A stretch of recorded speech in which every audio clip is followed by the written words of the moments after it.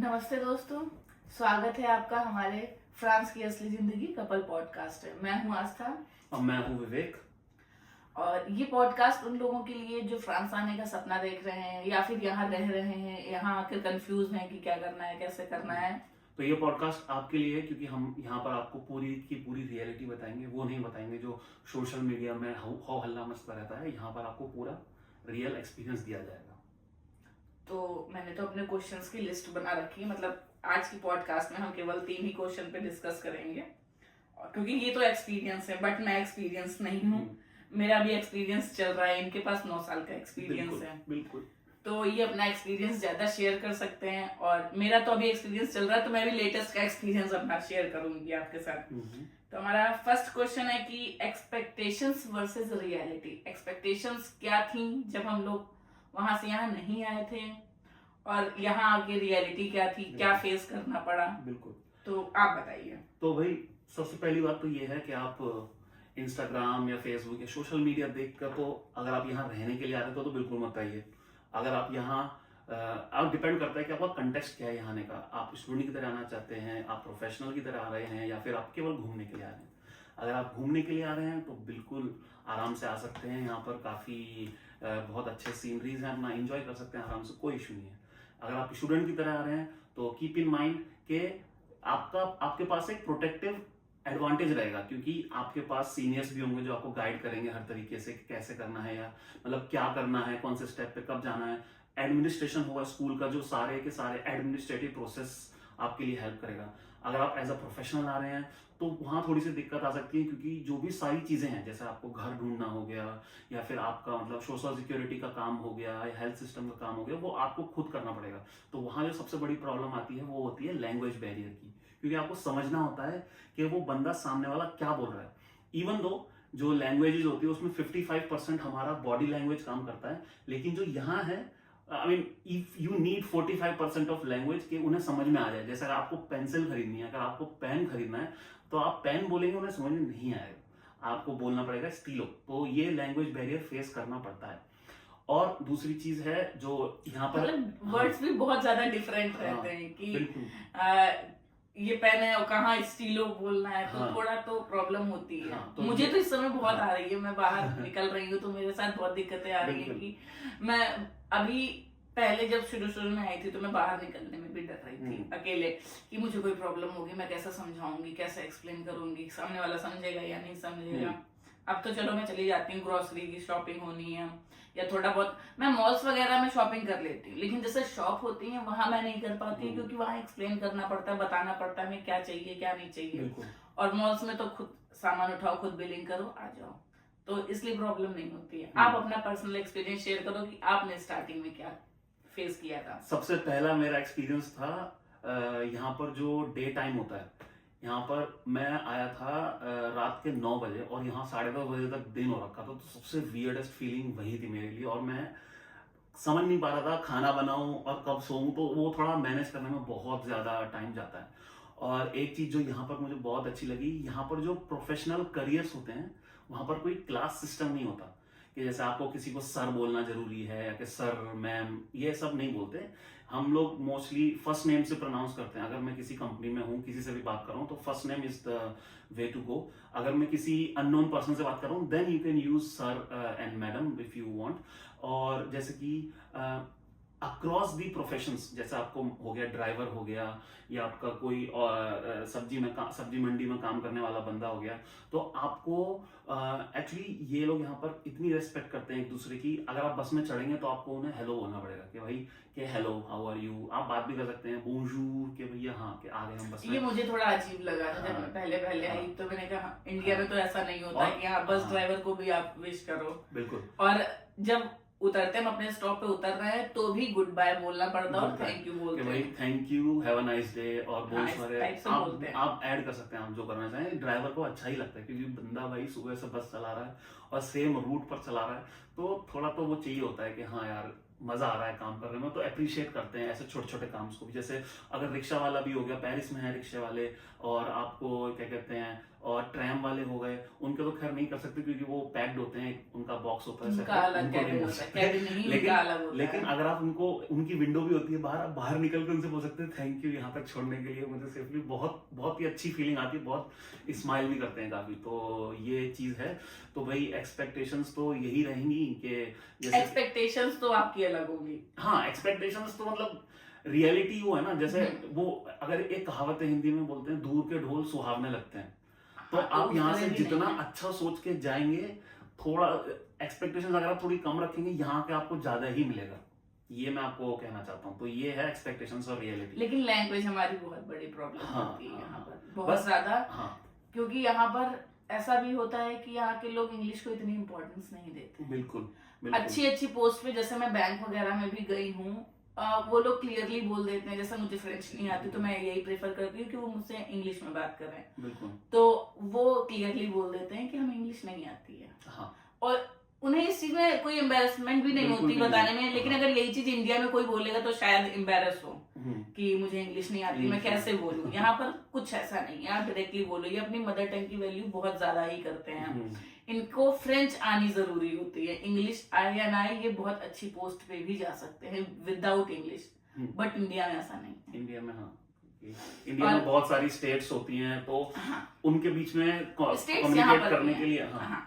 लेकिन और मेरा भी एक्सपीरियंस ये था, जब मैं फर्स्ट टाइम आई थी तब तो मैं विंटर्स में आई थी, सेकंड टाइम आई थी तो मैं वही अगस्त के टाइम समर था, तो मेरी फ्लाइट इंडिया से थी 12:30 या 1 बजे की थी, और यहाँ पर टाइम था 7 बजे। तो ये इंडिया से समर्स के टाइम पे 3.5 घंटे पीछे होता है, और विंटर्स में जैसे इस टाइम पे 4.5 घंटे चल रहा है पीछे। तो मेरी फ्लाइट यहाँ 7 o'clock पे लैंड हुई। तो इंडिया में तो समर्स में भी 7 o'clock पे ठीक ठाक अंधेरा तो थोड़ा थोड़ा शुरू हो जाता है, और यहाँ पर एकदम सूरज निकला हुआ था। तो मुझे ऐसा लग रहा था, मुझे लग ही नहीं रहा था कि मैं इतनी दूर से आई हूँ, मुझे ही लग रहा था कि मैं बगल के स्टॉप से ही आई हूँ क्या, क्योंकि दिन में वहां से निकली और यहाँ दिन में ही आई। तो थोड़ा अजीब मुझे भी लगा था पहली बार समर्स में, और मैं थर्ड टाइम अब आई हूँ, तो अब मैं विंटर्स में ही आई हूँ। तो मेरा अब थोड़ा सा एक पुराना हो गया कि हाँ लास्ट टाइम थी तो 3 महीने थी, तो थोड़ा सा तो आपने यहाँ पर पता है क्या एक्सपीरियंस करा है, इसको बोलते हैं आई थिंक लॉन्गिट्यूड बोलते हैं इसको। आप लॉन्गिट्यूड से जैसे जैसे ऊपर चलती चली जाएंगी, वैसे वैसे दिन लंबे और रात छोटी, या फिर रात छोटे है दिन लंबे। हाँ, विंटर्स में यहाँ पर दिन छोटे होते हैं, बहुत ज्यादा छोटे होते हैं कि 8 o'clock पे भी अंधेरा होता है मॉर्निंग के, और इवनिंग में आफ्टर 5 o'clock 5:30 हाँ फिर अंधेरा हो जाता है। तो चलो हमारा नेक्स्ट क्वेश्चन है, बिगेस्ट स्ट्रगल आपका क्या था यहाँ पर? देखो भाई, नई जगह पर आते हैं तो स्ट्रगल तो कहीं भी होगा। अगर मान लो मैं दिल्ली से बेंगलोर भी अगर मूव कर रहा हूँ तो स्ट्रगल तो फेस करना ही है। और सबसे बड़ी चीज ये होती है, आपको ये पहला जो स्टेप होता है ना, वो हमेशा टफ रहता है। तो उस चीज के लिए आपको पेशेंस रखना बहुत ही ज्यादा जरूरी है।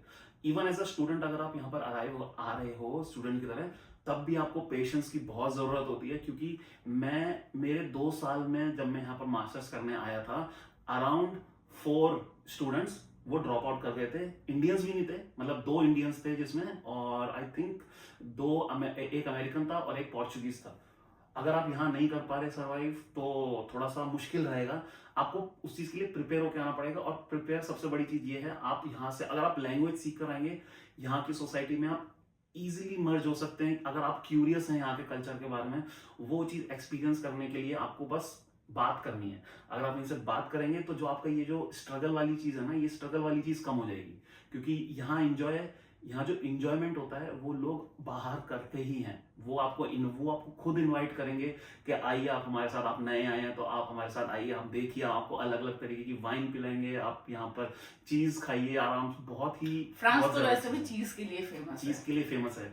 यहाँ लोग आउटडोर एक्टिविटीज बहुत करते हैं, और वो आपको इंक्लूड भी करेंगे अगर आप उनके साथ इंटरेक्ट करने की कोशिश करेंगे। तो बहुत ही ज्यादा हेल्पफुल भी होते हैं। यहाँ पर स्विमिंग के लिए ले जा सकते हैं आपको, माउंटेन पर हाइकिंग के लिए, कैंपिंग के लिए बहुत ही एक्चुअली बहुत ही एक्सट्रोवर्ट भी होते हैं। अगर आप इनके साथ रहेंगे तो आपको फील आएगा कि ये बहुत एक्सट्रोवर्ट है और आप तो बहुत सर मुश्किल की बात कर रहे थे, ये हाँ। सब एक्टिविटी की बात नहीं हाँ कर रहे थे। मतलब हाँ। ये है कि आपका स्ट्रगल कम हो ये जाएगा। बताना चाह रहे हैं ना, हाँ। पहले आपकी स्ट्रगल कम, हाँ। वो हम आगे बात हाँ करेंगे। हाँ तो स्ट्रगल का ये है कि भाई लैंग्वेज पहले आपके लिए मुश्किल क्या सबसे है? हाँ अब सबसे जैसे बड़ी मेरे struggle। लिए मुश्किल है कि बोल ना पाना हाँ यही और यही। समझ ना पाना, क्योंकि इन लोग की फ्लुएंसी फ्रेंच में ज्यादा रहती है और थोड़ा हाँ। प्रोनाउंसिएशन इनका अलग ही रहता है ऐसा ना कि इंग्लिश में भी सेम ही है। अगर मान लो इंग्लिश अगर लोग तेज बोलने लग जाए ना वेरी फास्ट, तो थोड़ा मुश्किल रहेगा समझना कि वो बोल क्या रहे हैं। इंग्लिश में भी ऐसा होता है और फ्रेंच में तो है ही ऐसा। अगर फ्रेंच में क्योंकि ये बहुत लोग जब ज्यादा। फ्रेंच बोलते हैं तो ये लोग स्लैंग वर्ड्स यूज करते हैं जो कि थोड़े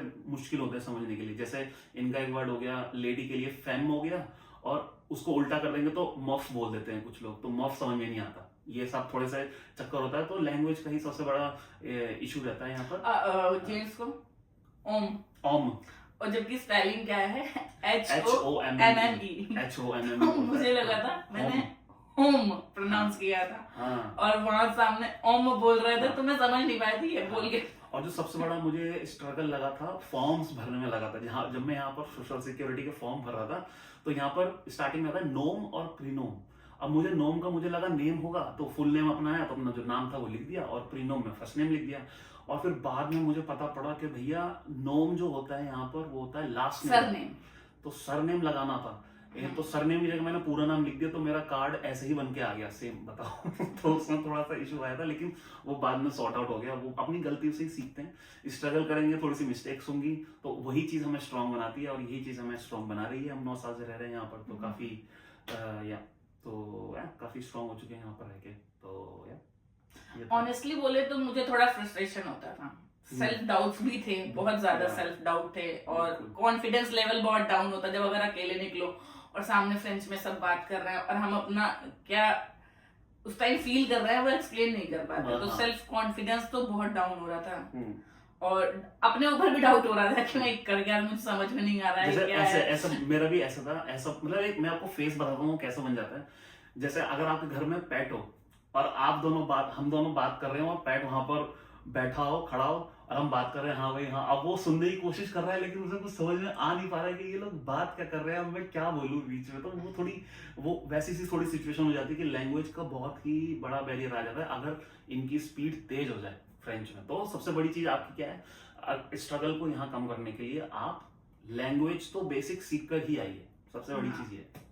अब जैसे मुझे कुछ वर्ड्स आते हैं तो मैं कुछ वर्ड्स, लेकिन अगर यही बहुत स्पीड में वो लोग बोल देते हैं तो मुझे वही वर्ड समझ में नहीं आ रहा कि उन्होंने बोला क्या, तो फिर वो धीमे धीमे समझाते हैं, धीरे धीरे वर्ड टू वर्ड बताएंगे, तब मुझे समझ में आ जाता कि हाँ इन्होंने क्या बोला है इस टाइम पे। मतलब हाँ फ्रांस स्ट्रॉन्ग बना रहा है, लेकिन थोड़ा सा धीरे धीरे बोल रहा है। जब आपका ओफी अपॉइंटमेंट हुआ था तो कितनी हेल्प करी थी उन्होंने?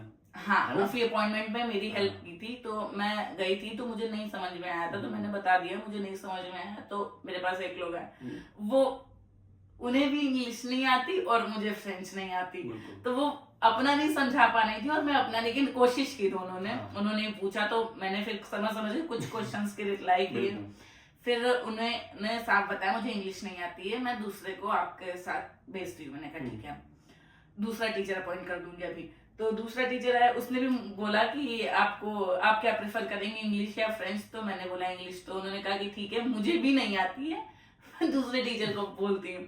फिर जो थर्ड टीचर था वो मेरे साथ आया, तो उन्होंने फिर मुझे सारा एक्सप्लेन किया, सब अच्छे से बताया। तो अच्छे से बताते हैं, ये नहीं है कि अगर आपको प्रॉब्लम होती है तो एक ही चीज को बहुत अच्छे से एक्सप्लेन करते हैं, और जब तक नहीं समझ में आएगा तब तक बताएंगे, एकदम फ्री टाइम। ये नहीं है कि हमारे पीछे 10 लोग और हैं तो जल्दी जल्दी करना है, ऐसा कुछ नहीं है। आपको जब तक नहीं समझ में आएगा, चाहे वो 1 घंटा ही क्यों ना हो जाए, वो बहुत अच्छे से आपको समझाएंगे, हर एक प्रोसेस को बहुत क्लियरली एक्सप्लेन करते हैं।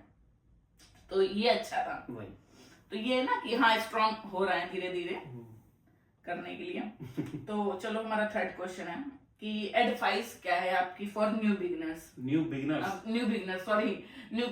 पीपल। हाँ, बिगिनर्स के लिए आपकी क्या एडवाइस है? तो भाई सबसे बड़ी एडवाइस तो ये है कि आप इंस्टाग्राम देख के मत आइए यूरोप में। हाँ। फ्रांस ही क्या, कोई भी और किसी भी कंट्री की बात कर लो आप, अगर चाइना की बात कर लो या जापान की बात कर लो, आप इंस्टाग्राम देख के या फिर रील्स देख के तो बिल्कुल मत सोचिएगा कि हाँ मतलब ये एक मोटिवेशन हो सकता है कि हाँ भाई बहुत सुंदर लग रहा है, सुंदर तो है, वो सुंदर तो तो ठीक है, वो सब ठीक है, सुंदर है, क्लीनलीनेस आप लेकिन देखोगे हाँ, तो आपको बहुत अच्छा लगेगा कि मतलब सड़कों पे भी धूल नहीं मिलती है। हाँ तो लेकिन ये चीज प्रॉब्लम अच्छी ये ना, बात यही हो जाती है कि पहाड़ दिन में तो बहुत अच्छे लगते हैं, लेकिन जब रात में देखो ना तो वो ही डरावने लगते हैं। तो 24 घंटे तो आप सीनरी देखोगे नहीं, आपको यहाँ रहना है, अगर आप रहने के लिए आ रहे हो तो आपको काम करना है, यहाँ का बैकग्राउंड जानने की कोशिश करनी है, तो उन चीज़ों के लिए आपको रिसर्च करनी पड़ेगी कि भैया मैं अगर जाऊँगा तो मुझे क्या करना है वहाँ जाके। ऑफकोर्स के आइडिया नहीं है यहाँ का कि कैसे रहेंगे, क्या क्या होगा, लेकिन यही चीज़ आपको एक क्यूरियस पर्सन बनाती है और जिससे कि आप दूसरे कल्चर के बारे में जानने को इच्छुक रहेंगे और इंटीग्रेट करने की पूरी पूरी कोशिश करेंगे। तो मेरी एडवाइस तो यही रहेगी, किसी भी कंट्री के लिए अगर जाना है तो सबसे पहले सोशल मीडिया ना ही देखें तो सही रहेगा, और अपनी पूरी रिसर्च करें, और जिस कंट्री में जा रहे हैं उसकी बेसिक लैंग्वेज तो आप सीख ही लीजिए ताकि आप मतलब सर्वाइव कर सकें। जैसे मान लो मुझे सामान लेने जाना है, अगर मुझे चोट लग गई है तो मैं किस नंबर पर कॉल करूं कि भैया कि मतलब मेरा थोड़ा वो हो जाए, ड्रेसिंग हो जाए या उसको हील कर दे, जो भी है डॉक्टर्स की या फिर इमरजेंसी सर्विसेज, ये सब चीज़ें थोड़ी सी बेसिक होती हैं और जरूरी भी होती हैं। तो ये रहेगी मेरी एडवाइस। मेरी क्या एडवाइस रहेगी कि पहले आप लैंग्वेज सीखिए, थोड़ी तो सीखिए, और खुद को भी टाइम दीजिए और पेशेंस रखिए। पेशेंस के साथ मतलब वही है कि फ्रांस आना आसान नहीं है लेकिन इम्पॉसिबल भी नहीं है। जैसे कि इन्होंने कुछ इनके क्लासमेट्स ने ड्रॉप कर दिया था क्योंकि उनके अंदर पेशेंस भी नहीं था और खुद को शायद टाइम नहीं दे पाए। तो पेशेंस तो रखना ही है। भी वो होता है ना, शायद अकेलेपन की वजह से। हाँ, अकेलापन तो होता है। वो तो जैसे हम अकेले रह रहे, चलो मैं आई तो मेरे साथ तो ये थे तो मुझे प्रॉब्लम नहीं हुई, ये थे तो शायद इन्हें फेस्टिवल्स पे जैसे आपको कब तो वो है, ऐसे था कि स्टार्टिंग में एक्चुअली अगर मैं थोड़ा पीछे जाऊं, मैं जब वीआईटी में पहली बार गया था, वहां पर मुझे अकेले जब हॉस्टल में रहना पड़ा था, उस टाइम मुझे बहुत ही मिस कर रहा था घर को, बहुत ज्यादा। मतलब 1 महीने 2 महीने तक तो मैंने घर को इतना मिस करा था, मैं छोड़ के मतलब सोच रहा था कि मैं छोड़ दूं, लेकिन मैंने डिसीजन लिया है रहने का, ये चीज फेस करने का। तो मैंने डिसाइड करा था कि यार ठीक है थोड़ा सा है बाहर जाने का, वापस जाने का है,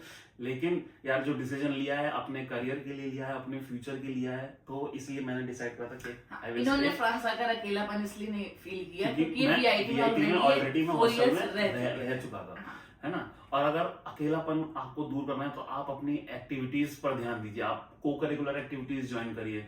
आप जैसे कि आप स्पीकर की जैसे टोस्ट मास्टर्स ज्वाइन कर सकते हैं, जहां पर आपको आपकी स्पीकिंग एबिलिटीज बहुत ही ज्यादा बेहतरीन हो जाती हैं। मैंने खुद एक्सपीरियंस करा है, मेरी प्रेजेंटेशन स्किल्स इतनी अच्छी नहीं थी वीआईटी में भी, जब मैं यहाँ आया तब मुझे नीड हुआ कि यार अच्छा नहीं है यहाँ पर, मैं सही से इंटीग्रेट नहीं हो पाऊंगा, तो मुझे कुछ ना कुछ करना पड़ेगा। तो अगर आपको इंप्रूव करना, आपको कहीं ना कहीं से कुछ ना कुछ जरूर मिल जाएगा, ये मैं प्रॉमिस करता हूँ आपसे। और अगर आपको कोई अगर लगे कि अगर आप यहाँ पर ऑलरेडी हैं और आपको कोई प्रॉब्लम आ रही है तो आप बिल्कुल कमेंट्स में डाल सकते हैं, बिल्कुल आपको मैं रीच आउट करूंगा, बात कर सकते हैं एक दूसरे से। और अगर आपने हमारी पॉडकास्ट यहाँ तक सुनी है, इसका मतलब आप अकेले नहीं हैं। आप हमसे बात कर सकते हैं डीएम्स करके, हम बिल्कुल रिप्लाई करेंगे। और आपको अगली पॉडकास्ट किस बारे में चाहिए आप कमेंट करिए, हम बताएंगे। तो जो हमारा यूट्यूब चैनल है वैसे हम एक्सप्लेन करेंगे कि अगली पॉडकास्ट में बताएंगे कि विदाउट लैंग्वेज, फ्रेंच लैंग्वेज आप यहाँ कैसे सर्वाइव कर सकते हैं या क्या प्रॉब्लम होगी। वैसे ऐसा भी नहीं कि विदाउट फ्रेंच लैंग्वेज आप सर्वाइव ही नहीं कर पाएंगे, कर लेंगे, बिल्कुल कर लेंगे। यहाँ सेल्फ मॉल्स या स्टोर्स बहुत हैं, आप वहां से आराम से अपनी नीड जो भी है, नीड के अकॉर्डिंग आप वो सामान ले सकते हैं, वो मिल जाएगा। थोड़ी बहुत तो हेल्प करते ही हैं, तो हम आगे एक्सप्लेन करेंगे। अगले में पॉडकास्ट में हम करेंगे। और अगर आपको कुछ नया जानना है तो आप हमें कमेंट करिए, हम उसके लिए भी, और आप हमें डीएम भी कर सकते हैं। ध्यान रखना हमारा जो यूट्यूब चैनल का नाम है ना, वही सेम है इंस्टाग्राम पर भी, तो आप वहां से हमें रीच आउट कर सकते हैं ऑल्सो। ठीक है, ठीक है, फिर मिलते हैं अगले पॉडकास्ट में। तो गाइस ये एक सीरीज की तरह रहेगा, जिसमें हम लोग कोशिश करेंगे कि जितने भी पर्सपेक्टिव हैं यहाँ पर फ्रांस में, और मे भी थोड़ा बहुत कंपेयर भी कर लेंगे इंडिया से अगर करना होगा तो, बट तो ये हमारी सीरीज रहेगी। तो देखते हैं आगे। और हम आपसे एक क्वेश्चन और पूछना चाहते हैं कि जैसे हमने यहाँ पर बताया, यहाँ पर कोई क्लास डिवीजन नहीं है। जो क्लीनिंग कर रहा है उसे भी सर ही बोलेंगे, जो हमारे यहाँ करने हैं वो भी हमें सर ही बोलेगा। तो ऐसा इंडिया में होना चाहिए या नहीं होना चाहिए? इंडिया में शायद बहुत छोटी नजरों से देखेंगे, जो क्लीनिंग डिपार्टमेंट में 4th लेवल पे काम कर रहा होगा, तो उसे अपने बराबर तो कोई नहीं देख सकता। ये मैंने भी कई बार नोटिस किया है। तो आप भी बताओ, क्या ऐसा होना चाहिए या नहीं? और जैसे कि हमने बताया कि हाँ, जैसे बस में हम लोग जाते हैं तो विश करते हैं, जिन अपने स्टॉप पे उतरते हैं तो भी विश करते हैं, good bye, have a nice day, ये सब बोलना है। तो ये इंडिया में भी होना चाहिए कि उन्हें भी अच्छा फील हो, उन्हें लगे कि जॉब जो है वो रिस्पेक्टेबल है। हाँ, रिस्पेक्टेबल है। कि बहुत सारे लोग अपनी जॉब इसलिए छोड़ देते हैं कि यहाँ रिस्पेक्ट नहीं है। हाँ, वही बिल्कुल। तो ये आप भी हमें कमेंट करके बताइए, क्या ये सही है और आप इस बारे में क्या सोचते हैं। चलिए मिलते हैं हम लोग अगले व्लॉग में। Bye bye. सॉरी, पॉडकास्ट में। अगले पॉडकास्ट में। Bye bye.